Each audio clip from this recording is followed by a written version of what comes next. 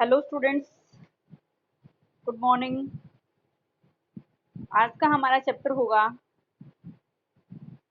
Financial accounting के अंदर partnership accounts and distribution of profits. देखो बेटा, सबसे पहले हमें ये जानना होता है कि क्या होती है पार्टनरशिप और इसके अंदर हम कौन कौन से अकाउंट्स मेंटेन करते हैं और किस टाइप से प्रॉफिट का डिस्ट्रीब्यूशन पार्टनर्स के बीच में किया जाता है। और उसके बाद adjustment of close partnership accounts, जो हमारे पार्टनरशिप के जो अकाउंट्स हैं वो क्लोज हो जाते हैं, तो उसके बाद उनके किस टाइप से एडजस्टमेंट की जाती है।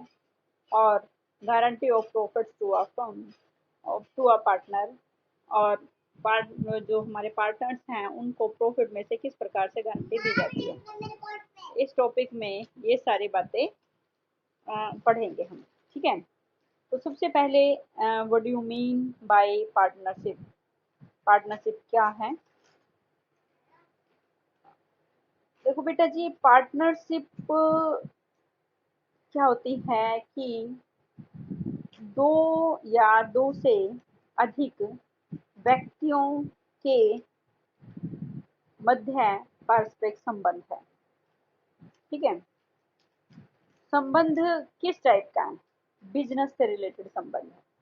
जैसे कि मान लीजिएगा दो भाई हैं, संबंध तो उनका भी है आपस में, वो भी दो भाई भाई हैं, भाईचारे का संबंध है उनमें, परंतु उनके बीच में बिजनेस से रिलेटेड संबंध नहीं है, तो उनको हम पार्टनर नहीं बोलेंगे, ठीक है।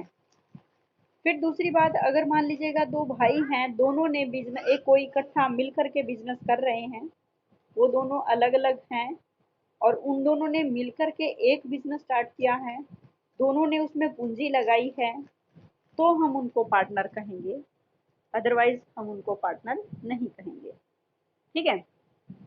तो इसलिए इन्होंने कहा है कि जो साझेदारी, पार्टनरशिप को हम हिंदी में बात करें तो साझेदारी क्या होती है, ये उन व्यक्तियों का संबंध होता है जो किसी व्यवसाय को लेकर के इकट्ठे हुए होते हैं। इट मीन्स उनका उद्देश्य है कोई व्यवसाय करना होता है, और व्यवसाय भी किस उद्देश्य से? लाभ कमाने के उद्देश्य से, ठीक है। और फिर वो लाभ हो जाते हैं तो उनको बंटवारा भी करना होता है, ठीक है।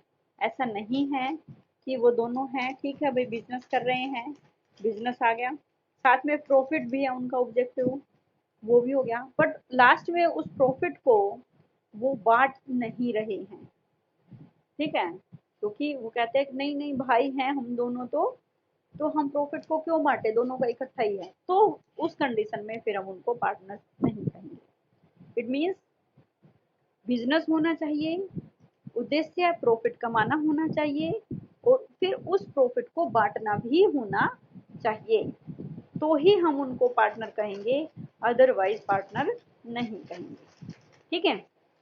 फिर बात आती है कि अब वो बिजनेस है उसको कौन चलाएगा। उस बिजनेस को या तो दोनों चलाएंगे मिल करके, या दोनों की तरफ से कोई एक चला सकता है। यहाँ पर इस टाइप की कंडीशन नहीं है कि दोनों को ही बिजनेस को चलाना मस्त होगा। तो इसलिए क्या कहा है कि पार्टनरशिप उन व्यक्तियों का पारस्परिक संबंध है जो किसी ऐसे व्यवसाय के लाभों को बांटने के लिए सहमत हुए हैं। देखो, ये हमारे Indian partnership act, it mean भारतीय साझेदारी अधिनियम 1932 के सेक्शन 4 में डेफिनेशन दी गई है।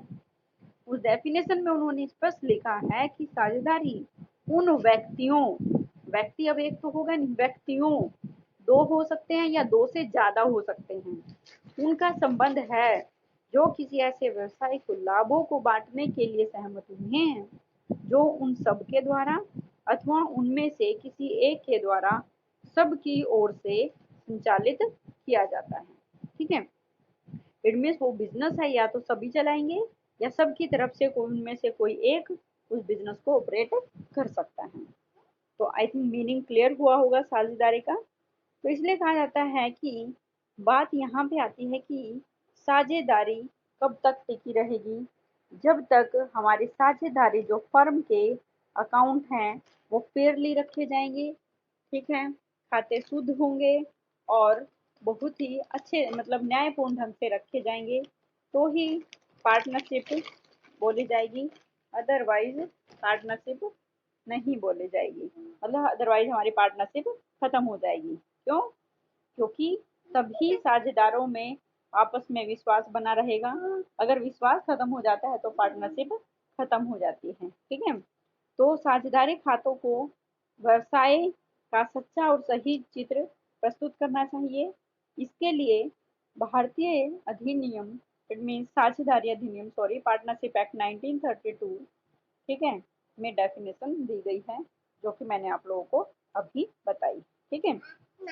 तो इस डेफिनेशन के बेस पे हम साझेदारी के कुछ लक्षण और विशेषताएं देखेंगे, ठीक है। तो वो क्या है? सबसे पहला पॉइंट वही डेफिनेशन में से निकल करके आएंगी बेटा सारी चीजें। हमने कहा कि दो या उन व्यक्तियों का पारस्परिक संबंध। तो कौन से व्यक्ति? दो या दो से अधिक व्यक्ति। तो पहली डेफिनेशन बन गई ना, सॉरी, पहली कैरेक्टरिस्टिक बन गई दो या दो से अधिक व्यक्ति।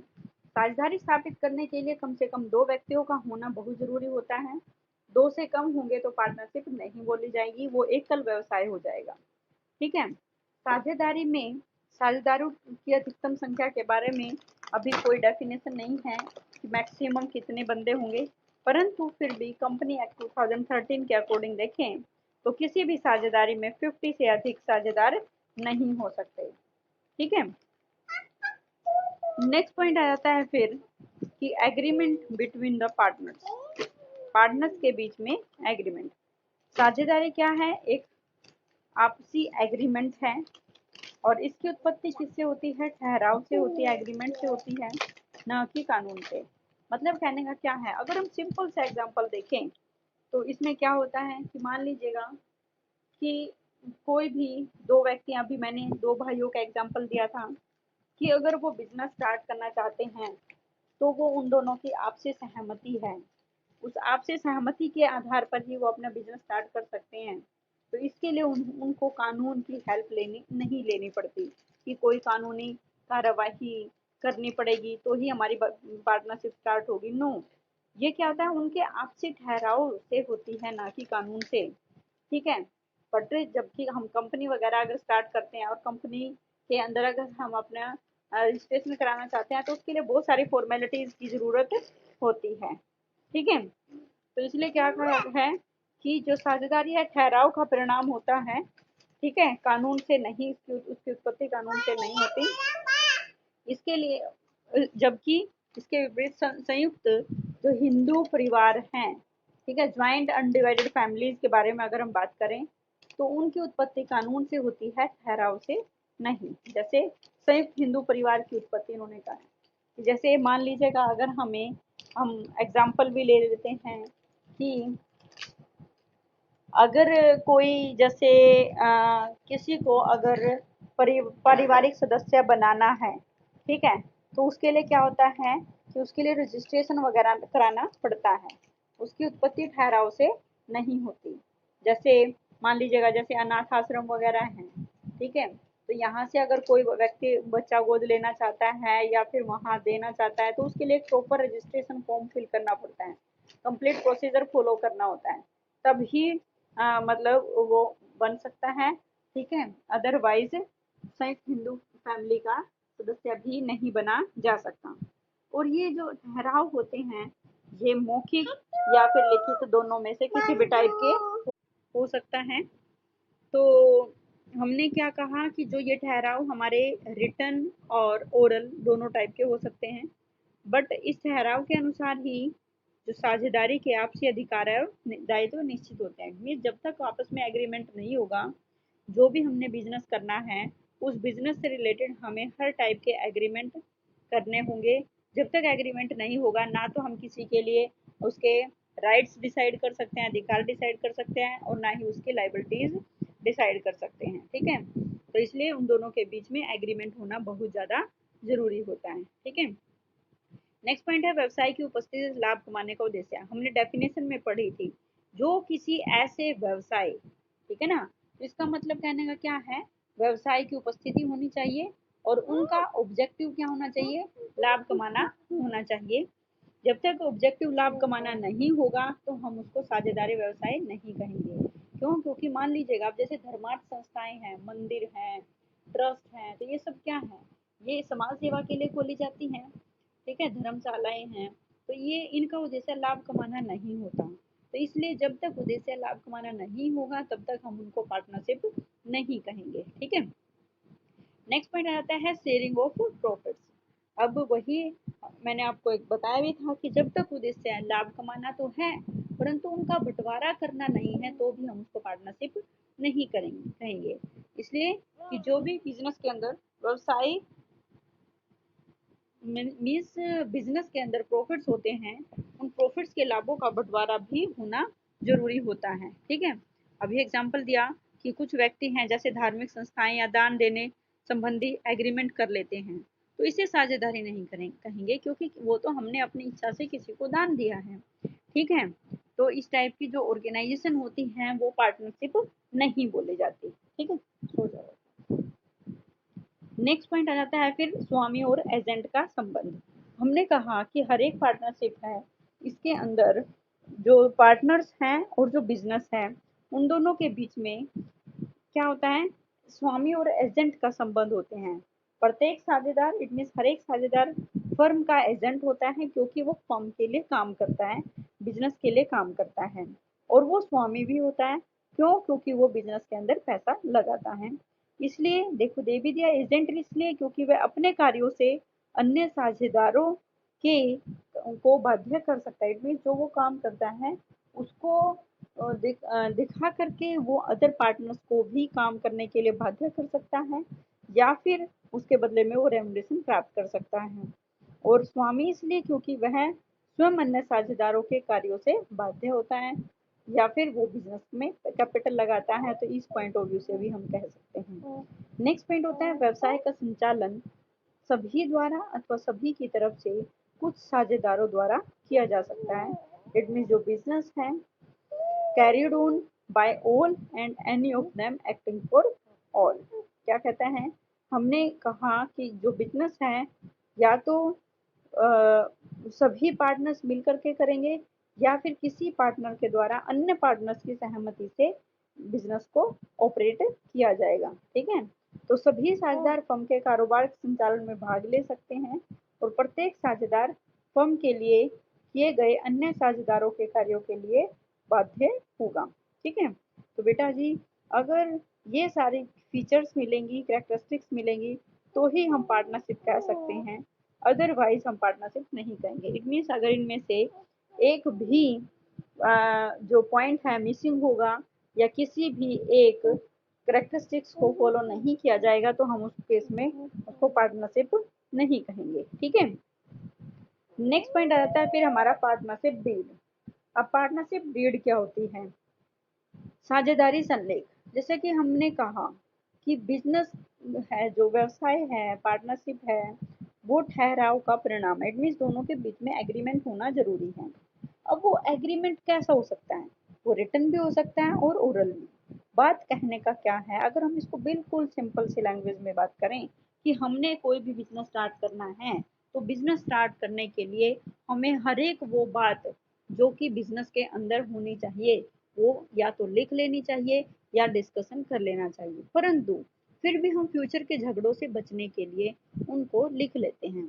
अब वो बातें क्या हो सकती हैं कि सबसे पहला काम कि जब भी बिजनेस स्टार्ट करने बैठते हैं हमारा एग्रीमेंट होता है, बातचीत होती है, तो हम बैठते हैं कि हमें अपने बिजनेस का नाम क्या रखना है, ठीक है। तो सबसे पहले हमारे फर्म का नेम और पता, ये सारी बातें आपसे सहमति से होंगी। अगर कोई एक पार्टनर भी सहमत नहीं है तो वो उस बात को पार्टनरशिप डीड के अंदर शामिल नहीं किया जाएगा, ठीक है।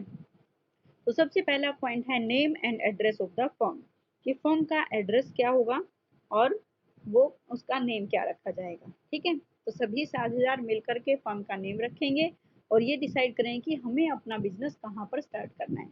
नेक्स्ट पॉइंट आ जाता है फिर साझेदारों के नाम व पते, कि कौन कौन पार्टनर होगा, उन सभी का नेम लिखा जाएगा और उसका एड्रेस लिखा जाएगा। थर्ड, बिजनेस का नेचर कैसा होगा, इट मीन्स हम अपना बिजनेस किस टाइप का बिजनेस करना चाहते हैं। क्या हम मैन्युफैक्चरिंग बिजनेस करना चाहते हैं, या फिर ट्रेडिंग बिजनेस करना चाहते हैं, ठीक है, या फिर हम किस टाइप का बिजनेस करना चाहते हैं, ये हमने डिसाइड करना पड़ेगा। ठीक है, मान लीजिएगा हम कपड़े का बिजनेस करना चाहते हैं, तो कपड़ा बना बनाया ला करके सेल किया जाएगा, इट मीन्स ट्रेडिंग बिजनेस होगा। या फिर उसके बाद या फिर क्या होगा कि हम कपड़ा बनाएंगे, इट मीन्स मैन्युफैक्चरिंग होगा। अब बात है, मान लीजिए रेडीमेड करना है, तो रेडीमेड के अंदर भी फिर वही, जैसे हमने कंज्यूमर बिहेवियर के अंदर उसमें पढ़ा था, मार्केट सेगमेंटेशन के अंदर, सॉरी, कि हमने उसको कैटेगरी बना दी जाती है आगे आगे। ठीक है, तो उसके अकॉर्डिंग फिर देखना है कि उसका बिजनेस का नेचर कैसा होगा, कि हम रेडीमेड गारमेंट्स में भी किस टाइप के कपड़े बेचना चाहते हैं, गर्लिश या फिर बॉयज लुक के, इन्फेंट्स के, ओल्ड एजर्स के, किस टाइप के। ठीक है, तो उसमें बहुत सारी कैटेगरीज आती हैं, तो ये सारा आ जाएगा nature of business. Next point आता है कैपिटल ऑफ पार्टनर्स। अब प्रत्येक पार्टनर बिजनेस के फर्म के अंदर कितने कैपिटल लगाएगा। ठीक है, अब वो कैपिटल हमारी फ्लोटिंग होगी या फिर फिक्स्ड होगी। इट मीन्स कैपिटल फिक्स्ड रखी जाएगी या फिर फ्लक्चुएटिंग कैपिटल रखी जाएगी, जो हर साल चेंज होती रहती है वो फ्लक्चुएटिंग हो जाएगी, और जो फिक्स रहती है हर साल वो हमारी फिक्स्ड हो जाएगी। ठीक है, नेक्स्ट पॉइंट आ जाता है इंटरेस्ट ऑन कैपिटल। अब बिजनेस के अंदर कैपिटल दी, फर्म के अंदर कैपिटल लगाई, कि क्या उस कैपिटल के ऊपर ब्याज मिलेगा या फिर नहीं मिलेगा। क्योंकि मान लीजिएगा हमने अपने बिजनेस के अंदर 50 लाख रुपए लगाए सभी पार्टनर ने, अगर वो पैसे वो बैंक में डाल देते या कहीं और फर्दर इन्वेस्ट करते तो उस पर ब्याज मिलता। अब उन्होंने वो पैसे अपने खुद के बिजनेस में लगाए हैं, तो यहाँ पे ये देखना पड़ेगा कि क्या बिजनेस के अंदर जो कैपिटल लगाई है उसके ऊपर ब्याज मिलेगा या फिर नहीं मिलेगा। ठीक है, तो उसके बाद नेक्स्ट पॉइंट आएगा, अगर दिया जाएगा तो कितनी परसेंट रेट से दिया जाएगा। नेक्स्ट पॉइंट आता है फिर ड्रॉइंग्स। ठीक है, कि पार्टनर्स क्या बिजनेस में से पैसा निकाल सकते हैं, अगर निकाल सकते हैं तो कितना। फिर वही अगला पॉइंट इंटरेस्ट ऑन ड्राइंग, कि क्या जो ड्राइंग्स किया गया है उसके ऊपर इंटरेस्ट दिया जाएगा या फिर नहीं दिया जाएगा, अगर दिया जाएगा तो उसकी रेट क्या रहेगी। ठीक है, नेक्स्ट पॉइंट आता है प्रॉफिट शेयरिंग रेशो।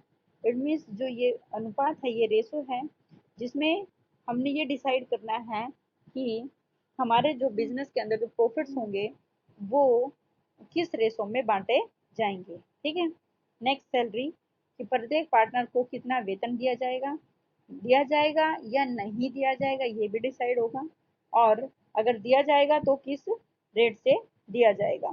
ठीक है, नेक्स्ट पॉइंट आ जाता है फिर बेटा जी गुडविल। ठीक है, नेक्स्ट पॉइंट आता है फिर गुडविल, कि गुडविल का कैलकुलेशन किया जाएगा, और किया जाएगा तो फिर किस प्रकार से किया जाएगा। मीन्स कहने का क्या है कि जिस टाइम पे बिजनेस के अंदर नया पार्टनर आता है, ठीक है, नए साझेदार आएगा, तो it means admission of partner, कोई पार्टनर बिजनेस को छोड़ करके जाएगा, इट मीन्स पार्टनरशिप छोड़ करके जाएगा, तो उस टाइम पे आने की, या फिर एडमिशन ऑफ पार्टनर या रिटायरमेंट ऑफ पार्टनर्स या डेथ ऑफ पार्टनर्स के केस में गुडविल का कैलकुलेशन किस प्रकार से किया जाएगा। ठीक है, नेक्स्ट होगा फिर accounting period of the firm. It means हमारा जो फर्म का अकाउंटिंग पीरियड क्या होगा, इट मीन्स कब कितने टाइम पीरियड में अकाउंट्स क्लोज करने होंगे, क्या एनुअली करने हैं या फिर हाफ ईयरली करने हैं। ठीक है, ये देखना होगा कि हमारे जो अकाउंट्स हैं हर साल किस डेट को बंद किए जाएंगे। ठीक है, नेक्स्ट होगा फर्म के हिसाब किताब लिखने का ढंग अथवा लेखा पुस्तकें या अन्य परिपत्र की सुरक्षा, कि जो हमारे बिजनेस के जो अकाउंट्स हैं उनको किस ढंग से लिखा जाएगा, वो किस लेखा पुस्तकों में लिखा जाएगा, और अन्य परिपत्रों की, इट मीन्स वो जो हमारे अकाउंट्स होंगे वो किस किस कस्टडी में रखे जाएंगे, क्योंकि अलग से हमने अकाउंटेंट वगैरह तो रखा नहीं हुआ, हम पार्टनर से सारे अकाउंट्स मेंटेन कर रहे हैं, तो वो किसकी कस्टडी में रखे जाएंगे। ठीक है, नेक्स्ट पॉइंट आता है date of commencement of partnership, कि हमारी जो पार्टनरशिप है वो कौन सी डेट से स्टार्ट होगी। नेक्स्ट ड्यूरेशन ऑफ पार्टनरशिप, अब पार्टनरशिप कितने टाइम तक चलेगी। ठीक है, कई बार ऐसा होता है कि पार्टनरशिप का डिसाइड कर लिया जाता है कि 1 साल करनी है या 2 साल करनी है, या फिर कोई एक स्पेसिफिक ऑब्जेक्टिव है, वो जैसे ही वो ऑब्जेक्टिव पूरा हो जाता है तो उस ऑब्जेक्टिव के पूरा होने के बाद हमारी पार्टनरशिप खत्म हो जाती है।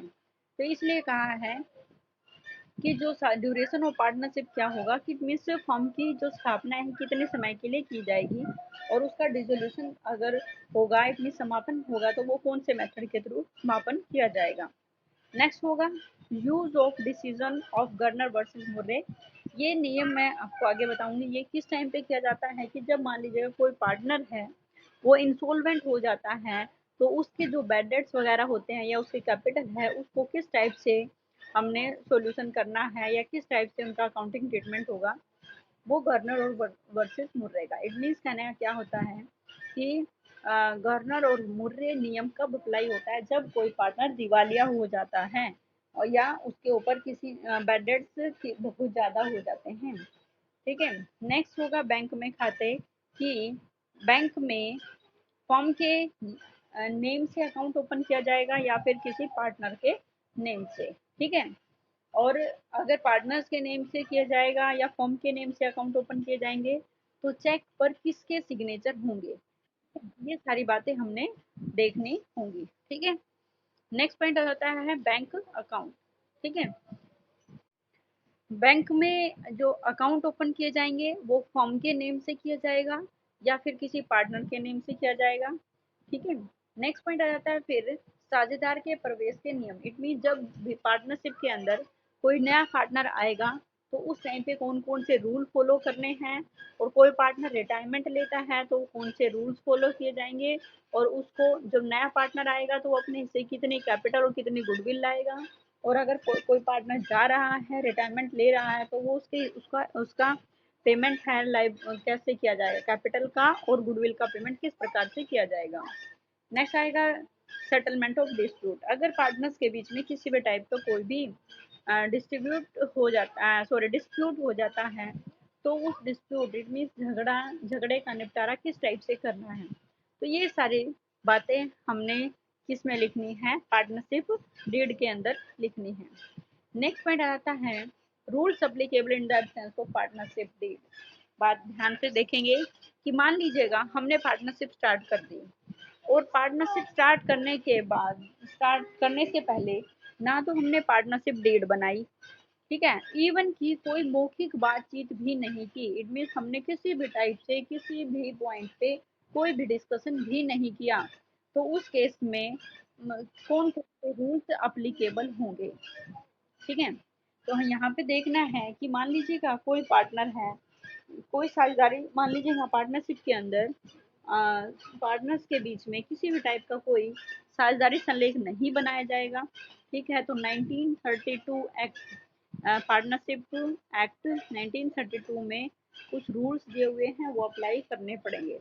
सबसे पहला जो पॉइंट होगा, अगर हमने पार्टनरशिप डीड बनाई ही नहीं, किसी भी टाइप का कोई भी डिस्कशन नहीं हुआ किसी भी टॉपिक पे, ठीक है, तो उस केस में क्या रहेगा कि डिवीजन ऑफ प्रॉफिट्स कैसे किया जाएगा, इक्वल इक्वल डिस्ट्रीब्यूट किया जाएगा। ठीक है। वहीं से लाभ हानि विभाजन का अनुपात समान रूप से किया जाएगा, चाहे किसी ने कितनी भी कैपिटल क्यों ना लगा रखी हो। ठीक है। दूसरा होगा इंटरेस्ट ऑन कैपिटल। किसी को भी कोई भी इंटरेस्ट ऑन कैपिटल नहीं दिया जाएगा। ठीक है। अगर दिया भी जाएगा तो प्रॉफिट होगा तो दिया जाएगा, लॉस की कंडीशन में किसी भी टाइप का कोई इंटरेस्ट ऑन कैपिटल नहीं दिया जाएगा। तो ध्यान दें कि यदि साझेदारी अनुबंध में पूंजी पर ब्याज मीन्स हमारे जो पार्टनरशिप डीड हुई उसमें किसी भी जो पार्टनरशिप एग्रीमेंट हुआ उसमें किसी भी टाइप का कोई भी इंटरेस्ट के बारे में नहीं कह रखा है तो साझेदारों को पूंजी पर ब्याज नहीं मिलेगा। बट अगर पार्टनरशिप डीड में ब्याज का प्रावधान है, मान लीजिएगा पार्टनरशिप डीड में कह भी रखा है कि ब्याज दिया जाएगा, पूंजी पर ब्याज दिया जाएगा, तो वो कब दिया जाएगा, अगर लाभ होंगे तो दिया जाएगा, हानि की कंडीशन में किसी भी प्रकार का कोई लाभ नहीं दिया जाएगा। ठीक है। नेक्स्ट होगा इंटरेस्ट ऑन ड्रॉइंग, कि साझेदारों द्वारा किए गए ड्रॉइंग्स के ऊपर किसी भी टाइप का कोई इंटरेस्ट नहीं दिया जाएगा, नहीं लिया जाएगा। क्यों? क्योंकि जब इंटरेस्ट ऑन कैपिटल नहीं दे रहे तो इंटरेस्ट ऑन ड्रॉइंग भी नहीं लेंगे। ठीक है। नेक्स्ट पॉइंट आता है सैलरी। पार्टनरशिप डीड की एब्सेंस में किसी भी पार्टनर को कोई सैलरी नहीं दी जाएगी। नेक्स्ट आता है interest on loan. It is most important topic कि इंटरेस्ट ऑन लोन का मतलब क्या है कि लोन के ऊपर इंटरेस्ट देना है या नहीं। भाई लोन तो हमने आउटसाइडर से ले रखा है, तो उन्हें मतलब नहीं है कि हमारा बिजनेस चल रहा है या हमारा बिजनेस लॉस में जा रहा है, हमारा बिजनेस प्रॉफिट में जा रहा है। उनको तो अपने ब्याज से मतलब होता है। तो इसका मतलब है कि अगर हम किसी भी बाहरी व्यक्ति से या किसी भी पार्टनर से अगर लोन लेते हैं, ठीक है, तो उसको इंटरेस्ट ऑन लोन 100% दिया जाएगा। यानी 100% का मतलब है कि जरूर दिया जाएगा। यहाँ पे मैं ये नहीं कह रही कि 100% दिया जाएगा, भी जितना लोन ले रखा है उतना ही ब्याज। नो, ऐसा नहीं होगा। मैं यूँ कह रही हूँ, कहने का मतलब ये है कि इंटरेस्ट ऑन लोन जरूर दिया जाएगा। बात आती है कि किस रेट से दिया जाएगा, 6% रेट से दिया जाएगा। बात का और ध्यान रखना है कि चाहे फर्म में प्रॉफिट हो या लॉस हो, जो जैसा कि मैंने आपको बताया कि चाहे हमारा बिजनेस लॉस में भी क्यों ना चला जाए, इंटरेस्ट ऑन लोन दिया जाएगा। ठीक है। नेक्स्ट होता है नए साझेदारों का प्रवेश। इट मीन्स सभी पार्टनर्स की सहमति से ही किसी नए पार्टनर को हम अपना पार्टनर बना सकते हैं। अगर मान लीजिएगा कोई एक पार्टनर भी एग्री नहीं है, तो किसी भी नए पार्टनर को पार्टनर नहीं, किसी भी नए व्यक्ति को पार्टनर नहीं बनाया जाएगा। ठीक है। अगला पॉइंट आ जाता है कि प्रत्येक साझेदार फर्म के कारोबार में संचालन में भाग ले सकता है। इट मीन्स हर एक पार्टनर को अधिकार होता है कि वो पार्टनरशिप में जो कारोबार है, बिजनेस है, उसमें हिस्सा ले। प्रत्येक साझेदार फर्म की पुस्तकों का निरीक्षण कर सकता है और उनकी प्रतिलिपि मीन्स फोटोकॉपी ले सकता है। Clear. Next point is recording of partnership transaction. अब हमने पार्टनरशिप की ट्रांजैक्शन है उनको कैसे रिकॉर्ड करना है। पहली बात, जब भी हमारे बिजनेस के अंदर प्रॉफिट्स होंगे, सबसे पहला पॉइंट आता है कि प्रॉफिट का बंटवारा कैसे किया जाएगा। ठीक है। तो हम क्या बनाएंगे, profit and loss appropriation account बनाएंगे। इट मीन्स पार्टनर्स, हम मीन्स पार्टनर। ठीक है। मान लीजिएगा हम सभी पार्टनर हैं, 5 या 6 बंदे, जरूर नहीं, हमने कहा कि मैक्सिमम लिमिट 50। ठीक है। तो मान लीजिए 5 या 6 बंदे हैं, हम मिल करके एक बिजनेस कर रहे हैं, तो प्रॉफिट हो जाता है, तो उस प्रॉफिट का बंटवारा हम सब में किस प्रकार से किया जाएगा। ठीक है। तो इसके लिए क्या बनाया जाएगा, profit and loss appropriation account बनाया जाएगा। एप्रोप्रिएशन का मतलब होता है बेटा बंटवारा। ठीक है, कि हमने अपने प्रॉफिट को कैसे बांटा है। तो एक तरह से ये हमारा नॉमिनल अकाउंट माना जाएगा बिजनेस के लिए, कि बिजनेस के हमें बिजनेस के पॉइंट ऑफ व्यू से देखना है कि बिजनेस को प्रॉफिट हो रहे हैं या लॉस हो रहे हैं। हमें अपने पॉइंट ऑफ व्यू से नहीं देखना। समझ आई बात। बिजनेस को प्रॉफिट होंगे तो क्रेडिट साइड में, बिजनेस को खर्चे होंगे या बिजनेस को लॉस होगा तो डेबिट साइड में। समझ आई बात। तो इसलिए इसको नॉमिनल अकाउंट बोला है। Debit all expenses and losses, credit all income and gain. किसके, बिजनेस के। ठीक है, हमारे नहीं, पार्टनर के नहीं, हमें बिजनेस के देखने हैं यहाँ पर। ठीक है। तो इसलिए बिजनेस को प्रॉफिट हुए तो हम क्रेडिट साइड में लिखेंगे by profit and loss account, profit transferred from profit and loss account. Clear हो गया यहाँ तक। फिर उसके बाद अब बिजनेस ने मान लीजिएगा 50,000 रुपये या 5 लाख रुपए प्रॉफिट हुआ। अब ये प्रॉफिट हमने बांटने हैं। ठीक है। तो जो प्रॉफिट होंगे उनको हम कहाँ दिखा देंगे, क्रेडिट साइड में दिखा देंगे। और अब बिजनेस के खर्चे क्या हैं, बिजनेस ने पार्टनर को सैलरी दी। ठीक है, तो बिजनेस के लिए खर्च होगा, तो इसको हम कहाँ दिखाएंगे, डेबिट साइड में। Debit all expenses and losses, credit all incomes and gain. ये वाला फॉर्मूला याद रखना है। ठीक है, नॉमिनल अकाउंट। तो इसलिए बिजनेस के खर्चे क्या हुए, पार्टनर्स को सैलरी दी जाएगी, तो 2 सैलरीज टू अ पार्टनर और पार्टनर्स, या फिर पार्टनर्स को कमीशन दिया जाता है, तो डेबिट साइड में 2 कमीशन टू पार्टनर्स। अगर इंटरेस्ट ऑन कैपिटल दिया जाता है तो डेबिट साइड में दिखाएंगे, क्योंकि पूंजी पर ब्याज देगा, बिजनेस देगा, तो बिजनेस के खर्चे होंगे। परंतु ड्राइंग्स जो हैं, बिजनेस में से पार्टनर पैसा निकालता है तो पार्टनर देगा बिजनेस को इंटरेस्ट। समझ आई बात है। कैपिटल पे तो कौन ब्याज देगा, बिजनेस देगा, क्योंकि पूंजी बिजनेस ने ले रखी है पार्टनर से, तो इसलिए पूंजी पर ब्याज तो देगा कौन, बिजनेस। अब ड्राइंग्स का मतलब क्या है, पार्टनर्स ने अपनी आवश्यकता के लिए बिजनेस से पैसे निकाले हुए हैं, तो पार्टनर्स ने निकाल रखे, तो यहाँ पार्टनर देगा बिजनेस को क्या, इंटरेस्ट। तो यहाँ पे इंटरेस्ट ऑन ड्राइंग होगा तो बिजनेस की इनकम होगी, इंटरेस्ट ऑन कैपिटल होगा तो बिजनेस के लिए क्या होगा, खर्च होगा, उसको डेबिट साइड में दिखाएंगे। ठीक है। और उसके बाद जितने भी प्रॉफिट होंगे उसमें से कुछ पैसे हम फ्यूचर के लिए बचा करके रख लेते हैं, तो उसको लिखेंगे टू रिजर्व अकाउंट। उसके बाद क्रेडिट साइड के टोटल में से डेबिट साइड वाला टोटल घटा देंगे, तो ये बचाएगा हमारे पास to profit transfer to partners, capital और करंट अकाउंट। बात आती है कि यहाँ पे इन्होंने ये बातें क्यों लिखी, कैपिटल और करंट, क्योंकि अगर कैपिटल फ्लक्चुएटिंग है, ठीक है, तो उस केस में क्या रहेगा, हम किस में ट्रांसफ़र कर देंगे, कैपिटल अकाउंट में ट्रांसफ़र करेंगे। अगर कैपिटल अकाउंट फिक्स्ड हैं तो वहाँ पर हम दो अकाउंट बनाएंगे, एक तो फिक्स्ड कैपिटल अकाउंट और दूसरा क्या होगा, करंट कैपिटल अकाउंट। ठीक है। अब देखो इसके लिए हम एडजस्टमेंट एंट्रीज करते हैं पहले।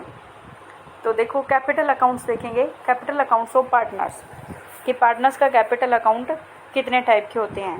कैपिटल अकाउंट दो टाइप के होते हैं, फर्स्ट है फिक्स कैपिटल अकाउंट, दूसरा है fluctuating capital account. Just like name indicate कर रहा है फिक्स्ड कैपिटल अकाउंट, कि जो कैपिटल हर साल फिक्स्ड रहेगी। मान लीजिएगा हमने डिसाइड किया कि हम हर साल सभी, मान ली 6 पार्टनर हैं तो सभी 50,000 50,000 रुपये लगाएंगे। ठीक है। तो ये 50,000 रुपये जब तक हमारा बिजनेस चलेगा हर बार 50,000 ही रहेंगे, कैपिटल उसमें ना चेंज, कोई चेंज नहीं होगा, ना वो घटेगी और ना ही बढ़ेगी, या फिर साल के दौरान घटेगी या बढ़ेगी नहीं। ठीक है। बात आता है कि अब फिर जो हमारे छोटी छोटी इनकम्स हैं, अब ये कैपिटल अकाउंट किसका है, पार्टनर्स का है। Profit and loss appropriation account किसका था, बिजनेस का। ये ध्यान रखना है आपको। अब कैपिटल अकाउंट का मतलब कहना क्या है, बिजनेस अपने पास पार्टनर्स के लिए कैपिटल अकाउंट रखेगा। ठीक है। अब कैपिटल अकाउंट रखेंगे तो पार्टनर्स के लिए हो जाएगा ये, तो पार्टनर्स को इनकम होगी क्रेडिट साइड में, पार्टनर्स को खर्चे होंगे तो डेबिट साइड में। ठीक है। तो यहाँ पे इसलिए जो उनके छोटी छोटी इनकम्स हैं, जैसे इंटरेस्ट ऑन कैपिटल है, सैलरी है, कमीशन है, तो ये इनकम्स वगैरह सारी कहाँ जाएंगी, करंट अकाउंट में जाएंगी। इसलिए जब हमारे कैपिटल अकाउंट फिक्स्ड होते हैं तो हम दो तरह के अकाउंट मेंटेन करते हैं। फर्स्ट होता है कैपिटल अकाउंट और दूसरा होता है करंट अकाउंट। ठीक है।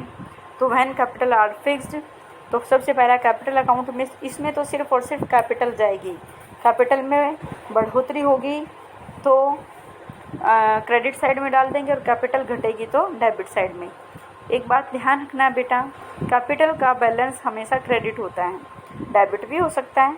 ठीक है। ज़रूरी नहीं है कि वो क्रेडिट हो, डेबिट भी हो सकता है, क्योंकि अगर लॉस में चला जाए व्यक्ति, ठीक है, तो वो डेबिट भी हो सकता है, बट डेबिट होगा करंट अकाउंट बैलेंसेस। ठीक है।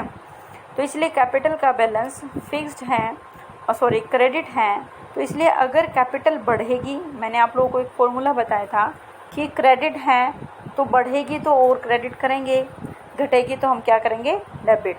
अब कैपिटल का बैलेंस क्रेडिट है, कैपिटल बढ़ेगी तो हम क्रेडिट साइड में लिखेंगे, कैपिटल घटेगी तो हम उसको कहाँ लिखेंगे, डेबिट साइड में लिखेंगे, अपोजिट हो जाएगी।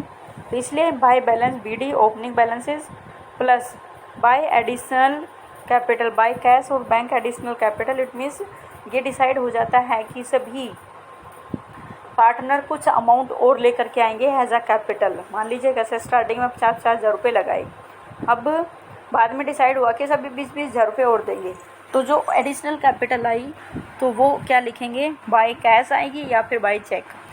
ठीक है। चेक आए तो बैंक में लिखेंगे, तो बाय एडिशनल कैपिटल हो जाएगी क्रेडिट साइड में। अब अगर कोई पार्टनर कैपिटल विड्रॉ करना चाहता है, बात ध्यान देंगे कि यहाँ पे कैपिटल विड्रॉ करने की बात आई है, नॉट ड्रॉइंग्स की। ठीक है। कहने का मतलब है कि मान लीजिएगा सभी ने 50,000 रुपये लगा रखे थे, देखा कि भाई ये तो एक्सेस हो जाते हैं पैसे, तो क्या किया, सभी ने 10,000 रुपये निकाल लिए, कैपिटल में से विड्रॉ कर लिए। तो इसका मतलब ये हो गया, जब लाए थे तो क्रेडिट साइड में, अब वो निकाल लेंगे तो नो प्रॉब्लम, और उसको हम डेबिट साइड में लिखेंगे क्योंकि कैपिटल घट रही है, कैपिटल का बैलेंस क्रेडिट है, और बढ़ेगी तो क्रेडिट साइड में, घटेगी तो डेबिट साइड में। फिर हम निकाल देंगे क्लोजिंग बैलेंसेस। ठीक है। उसके बाद क्योंकि जब कैपिटल अकाउंट फिक्स होते हैं तो दो अकाउंट बनाने हैं, पहला कैपिटल अकाउंट और दूसरा करंट अकाउंट। ठीक है, तो करंट अकाउंट का बैलेंस बेटा डेबिट और क्रेडिट दोनों में से कुछ भी हो सकता है। ठीक है, अगर डेबिट बैलेंस है तो डेबिट साइड में लिख देंगे, क्रेडिट बैलेंस है तो क्रेडिट साइड में, ये हमें क्वेश्चन में मेंशन होगा। ठीक है, अब किसका है ये कैपिटल अकाउंट, ये करंट अकाउंट? पार्टनर्स का। तो जहाँ partners profit and loss account appropriation account में जो आइटम डेबिट में थे तो यहाँ पे क्या आ जाएंगे, क्रेडिट साइड में आ जाएंगे। वहाँ बिजनेस के लिए खर्च था तो पार्टनर के लिए इनकम होगी, तो पार्टनर्स की इनकम है तो उसको क्रेडिट साइड में दिखा देंगे। तो bye interest on capital, by salary, bye commission, by profit का हिस्सा, by profit and loss appropriation and means profit का हिस्सा ये। फिर डेबिट साइड में 2 ड्राइंग्स हो जाएंगे और 2 इंटरेस्ट ऑन ड्राइंग्स, फिर प्रॉफिट अगर लॉस हो जाता है तो 2 प्रॉफिट एंड लॉस, उसके बाद क्लोजिंग बैलेंसेस। ठीक है, ये तो था कैपिटल अकाउंट फिक्स्ड है। तो अगर कैपिटल अकाउंट फ्लक्चुएटिंग है तो उस कंडीशन में क्या होगा कि हम 2 अकाउंट बनाएंगे ना, सॉरी एक ही अकाउंट बनाएंगे। इट मीन्स ये जो दोनों अकाउंट ऊपर बनाए थे इन दोनों का मिक्स करके हम एक ही अकाउंट में लिख देंगे। देखो ऊपर सबसे पहले कैपिटल अकाउंट था बाय बैलेंस बीडी, तो फ्लक्चुएटिंग का हमने कैपिटल अकाउंट बनाया by balance BD opening balance. Additional लाए हैं तो क्रेडिट साइड में डाल देंगे।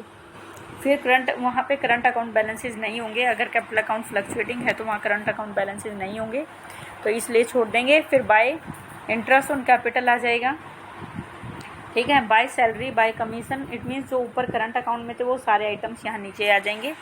ऐसे ही डेबिट साइड में 2 ड्राइंग्स, 2 इंटरेस्ट ऑन ड्राइंग्स और फिर बाय क्लोजिंग बैलेंसेस। ओके।